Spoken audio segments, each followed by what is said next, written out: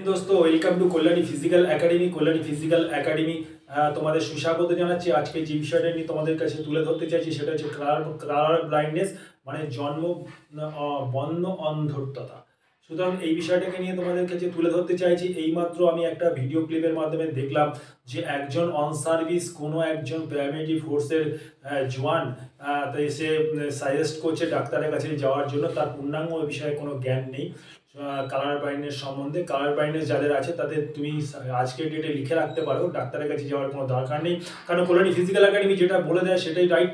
কারণ কল্যাণী তথ্যের ভিত্তিতে কল্যাণী ফিজিক্যাল একাডেমি কথা বলে। তাছাড়া তথ্যের ভিত্তি ছাড়া আমরা নিজেরা অফিসিয়াল থেকে শুরু করে ফিজিক্যাল থেকে শুরু করে অল ইন্ডিয়া পুলিশ একাডেমির সঙ্গে যুক্ত ছিলাম। সুতরাং যাদের কালার ব্লাইন্ডনেস আছে তারা জীবনে কোনো চাকরি পাবে না, এটা তুমি 100% লিখে রাখো।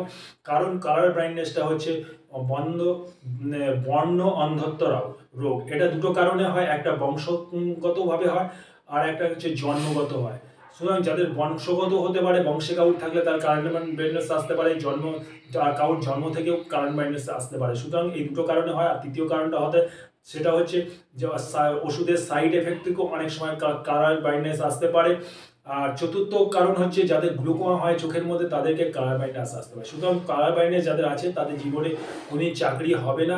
আর যারাও ভুলবশত কখনো স্লিপ কেটে কখনো যদি কেউ ফোর্সে ঢুকে থাকে, তারাও কিন্তু জেনে রাখো তাদের কিন্তু প্রতি বছর দুবার, কেউ কোনো ব্যাটালিয়ানে 1 বছর, কোনো বছর 2 বছর অ্যানুয়াল মেডিকেলে ধরা পড়লে তাকে কিন্তু রিগ্রেড করে অর্থাৎ ডিসমিস ফ্রম সার্ভিস করে পাঠিয়ে দেবে। কেন?